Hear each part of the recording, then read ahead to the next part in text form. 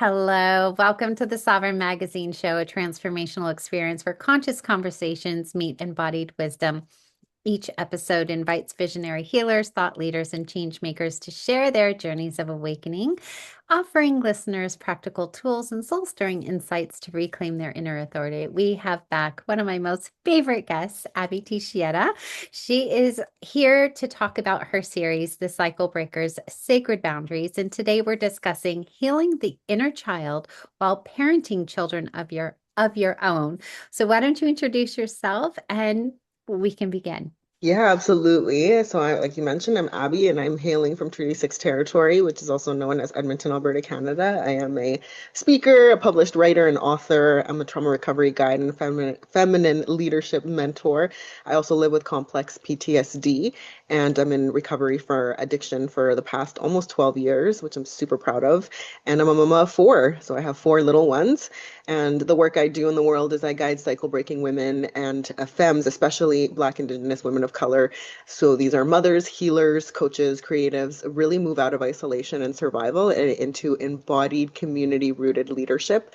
And the way I do that is by holding spaces where their grief, their rage, their truth, their wisdom can really be witnessed, integrated, and transformed into sovereignty. And so I'm really excited to continue on this conversation. It's been such a gem to just have chats with you about this, and I've been getting a lot of feedback from others who've been tuning into the series as well. And I think this is one of my favorite topics to talk about because I am currently living it. Yeah, yeah. So for anyone who has missed some of the foundational episodes, definitely go back. We talked about like, are you a cycle breaker and what is estrangement and sacred grief? And so now we're moving into ourselves and what it's like to be healing our inner child while we're parenting. And also reparenting ourselves, right? And Yeah. so you and I always say we are sisters from different wombs because we have very similar experiences. And I just would love to know a little bit more about like let's define what the inner child is for people who may not even have heard that term and Mm. how we can begin to relate that inner child to how we're maybe showing up in parenting.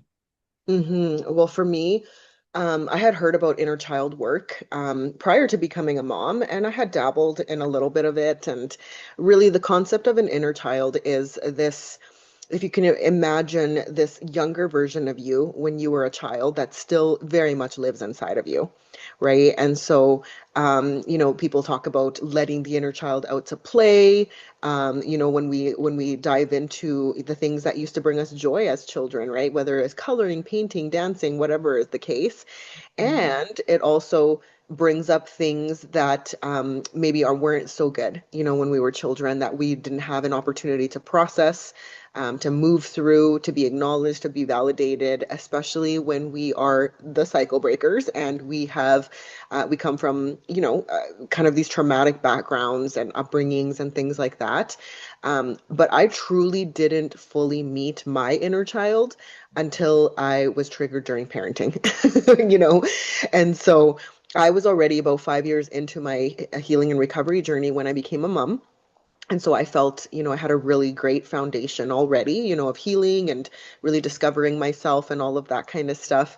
But much to my surprise, as soon as my children started to reach kind of that toddler age, when, the lot of feelings start coming up, the meltdowns and the tantrums, and I'm using air quotes because they're just very natural expressions that children have to really overwhelming feelings that they don't know, first of all, how to name, how to identify, how to move through safely and process and all of that kind of stuff. And so for me, it was very triggering when I started to experience my children in this way. And I didn't know why. Like it caught me completely off guard how my nervous system would take over, and I would go into this fight and flight kind of place when I would experience them having these big feelings and emotions. And what really, when I started deep diving around this, like, why am I reacting like this? Like, why does this trigger me this way? It came down to my inner child. And it was because I was experiencing them having an experience that wasn't safe for me to have when I was a child, right? And so with that activated danger to my nervous system. It was like, danger, this isn't okay, this isn't safe, because it wasn't safe when I was a kid to express myself in these ways. I had to very much shut down that part of myself, that very innate, natural way of expressing myself, right? And so that's when the real work began, and I started to really understand this whole concept of, our inner child, and also the reparenting concept, right? Because this part of us is still there, right? Like, and for me, it was this unhealed part of me.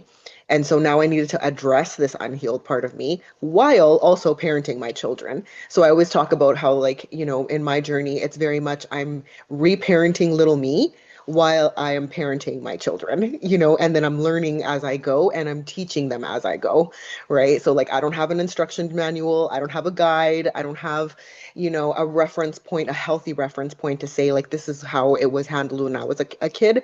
I have to then go do the work and find out how to do that first for myself, so that then I can show my children that it's safe for them to express themselves in this way, and that, mommy's here, and, let's do this, let's do that, all of that kind of stuff I come into.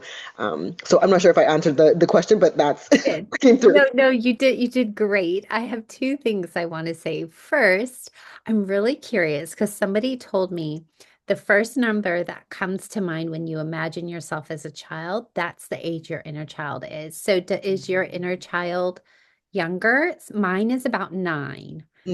Mine always comes back to, I have different connections with different ages, but the one that really predominantly comes through for me is like around 3, 4.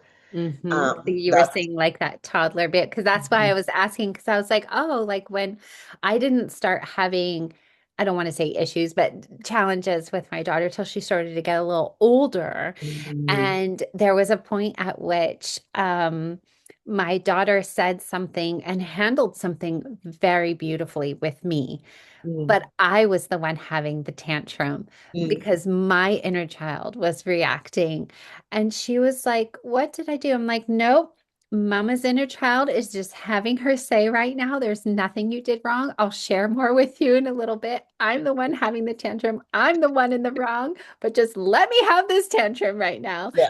And she was like, oh, okay. And then when I explained it all later, she was like, oh, I was like, you're being the adult. I'm not. I'm being the child right now. And she kind of liked that. Yeah. But when we can share that with them, that we're not perfect and we have wounds that we need to get over as well and heal, I should say, not get over.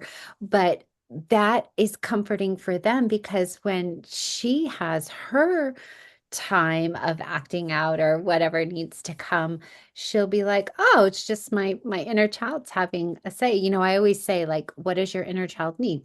Does your inner child need a hug? Does it need some ice cream? Does it need to go play? Does it need the earth? Like, what does it need?" And oftentimes she always says, "I don't know." She's the I don't know queen because she needs a long time to process. Whereas in that moment, I know what I need, right? And it's either like an apology or it's some sort of way to feel validated. But she couldn't Mm, give that to me in that moment, right? I needed to give it to myself. And so I couldn't even imagine 4. So as we're going along on this journey, you have likely 4 different, very different personalities to handle, different stages of development to handle, as well as all of your own healing. So, how do you do it? yeah, yeah. I mean, that's the age-old question that I get from everyone, when they find out that I have, 4 kids, 7 and under, and they are absolutely very unique from each other.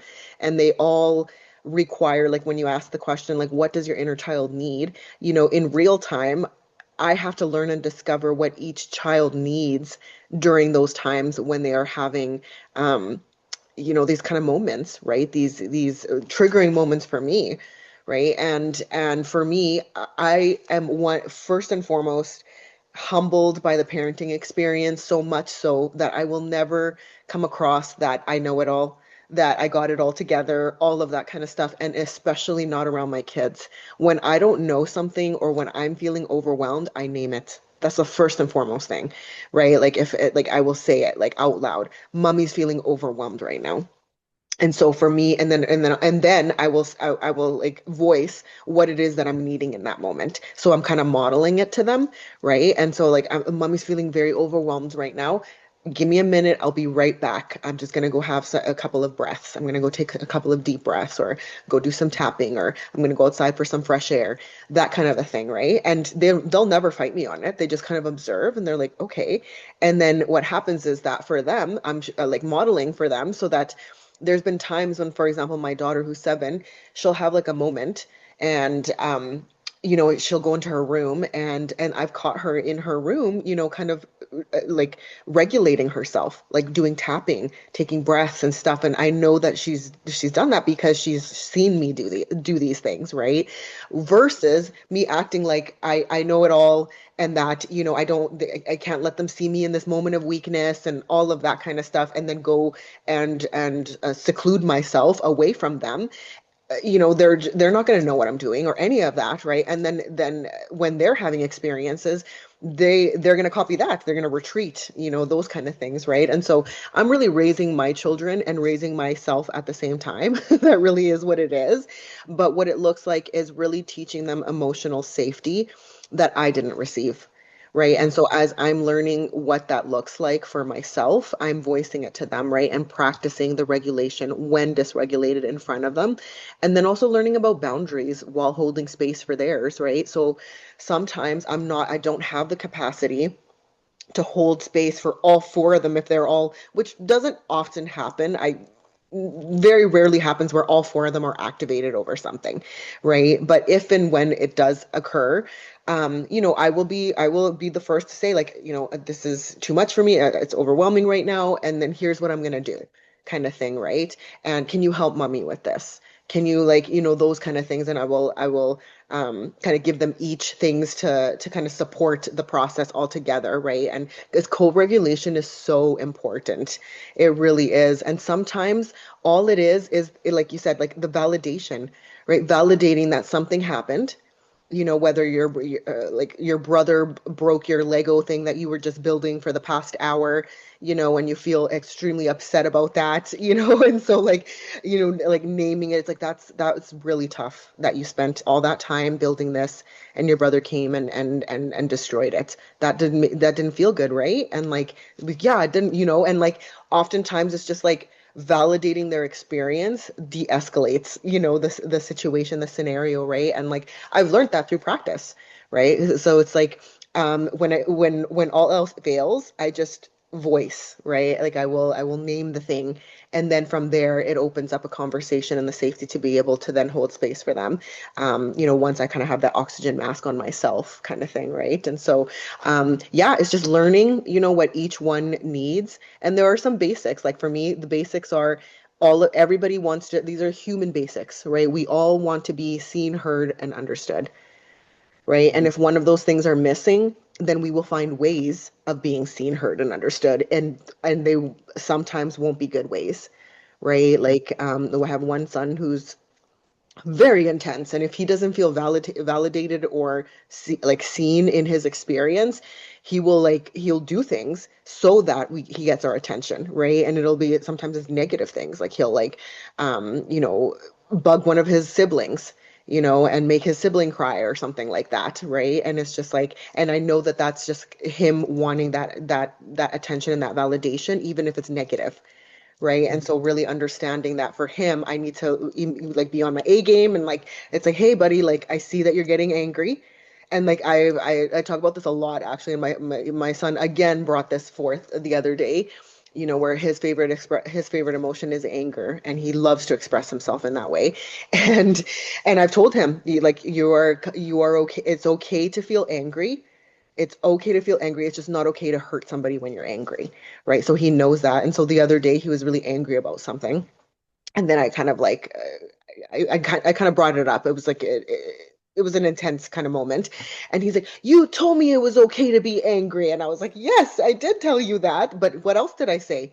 He's like, not to be mean. And I was like, exactly. I'm like, and you were being mean. You were like, your brother is feeling like you're being mean to him right now, you know? And so like, and then he was just like, okay. And then he's like, what, let's have a conversation, that kind of a thing, right? So it's very interesting. And sometimes it's like I'm learning and doing at this, like flying off the seat of my pants kind of thing, right? In the moment. Yeah. I'm finding that the way that I parent, and I'm so curious if this is how you are as well, if it's like a thing, right? Because if you do it too, then it must be a thing, is how I'm feeling. Um, I parent how I wanted to be parented, Mhm. meaning I give the love and the response and my house in terms of like how it's run, like you have four kids, so it's not going to be quiet, but our house is very quiet and calm. Like we don't have the TV on. Like I always wanted that because my house was, there were only three of us. If my brother was there, there was four, but it was so loud. There were always TVs on, and I felt like I could never talk to anybody, right? And so now I feel like I parent my daughter and I respond to her from my inner child as to how I would have wanted my parents to respond to me. So my daughter's talking to me, my inner child will come in and say, I wish my parents would have said this. And that's what I say to her. Do you find yourself doing that? Yes and no. Yes, in the fact that like I do believe in, kind of giving them what I didn't have. There's some foundational things like validation, like repair. Those are foundational things that I know that every child needs, right? Not just my kids, not just your kids. Every child needs these foundational safety, kind of things, boundaries, if you will, like in our homes, like if because we're not perfect, we are going to mess up no matter what kind of background you come from, all of that kind of stuff. But the key thing is acknowledging that and then making the repair, right? And so that's something that like universally we need that, right?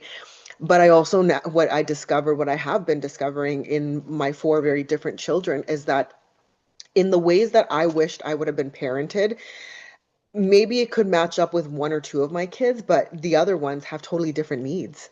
Right. And Mhm. so then that's when I'm at a loss because it's like, wait a minute, when I was a kid, I would have loved this. I would have needed this. But for them, it's not really, yeah, like for them, it's different kind of thing. Right. And so, yes, like I give them things that universally I know that every child needs. Like I said, like the example of repair. And I also learn to understand what exactly each one of them needs in moments to kind of de-escalate the situation, those kind of things. And oftentimes when I get, and this is something that I definitely want to bring forth because, you know, sometimes we can get in this mind frame that, oh, I'm not healed because I'm reacting in this way, right? So I'll use examples like, for example, yelling, right? Like, oh, like I yell at my kids, so therefore I'm not healed, and I'm just like mess up, and going down this big spiral, impatience, when we're impatient and always rushing and all of that kind of stuff, or even overwhelm, right? And what that really translates is that those are parts of me that are being revealed that aren't healed as a child, right? So they're not like my kids aren't triggering me by accident. They're triggering these unhealed parts of me that are asking for attention now. And now that I'm at this place in my life where I can give that attention, right? And solution seek and find and because I'm also learning about myself too. Right, because I can imagine what I needed when I was a child, but it could be very different when the actual situation arises and I feel the trigger from my kids and then I'm trialing and error with them. And then I discover it's like all I really needed was a hug, like in this intense moment kind of thing, right? And so, their behavior often activates that nervous system memory that we all have, right? And then that's when I get curious. I just get curious, like, wait a minute, like, okay, so this is what my nervous system is telling me right now. So now what I need to do to kind of get to this the words coming up for me this homeostasis, where there's this balance, and it's very different for each one of them, right? So Yeah. it's discovering me while I'm discovering them. For sure. I discovered two things about my environment that will quickly trigger me. Number Mhm. one, feeling unappreciated because like Mhm. I'm given 1,010% all the time. So if you make me feel unappreciated, I'm gonna spiral out of control. Mhm. And yelling. Mhm. Yelling will set me off quick because I have always said to my husband, to my daughter, to anybody, you can say anything to me. It can be the worst possible thing on the face of this earth, and I will listen to you. Mhm. You don't need to yell. We can have a constructive conversation about it. We can be passionate. There's no need to yell at me. That Mhm. triggers me so much because I came from a yelling household. And so it in these situations, I have recognized myself and my own triggers. And Mhm. it's so funny. My husband has told my daughter, when mommy's mad, don't engage. Just whoosh, be quiet, let it pass. If mama's wrong, she'll come back and say sorry to you later. But just be quiet. It will serve you the best because I don't get mad often. So if Mhm. I'm mad, he's like, just leave her alone and just let her be mad. And so it's kind of funny because I'm learning more about myself now that I have a child than I think I ever would, right? Because Mhm. a spouse or a partner or a roommate or an adult, just any adult knows how to shift and regulate and adhere to the boundaries you're putting, whereas a child is constantly pushing those boundaries. And Mhm. so they're constantly pushing you outside your comfort zone beyond the imaginable, Yeah, right? absolutely, absolutely. And yeah, and it's I think because sometimes the way I've described it early on when I had no idea what to do when, these big feelings were happening, when, the tantrums, the meltdowns, all of that kind of the pushback, right? Like, um, yeah, like for me, it was just like, sorry, I just like lost my train of thought about that. I was gonna bring up a point about that.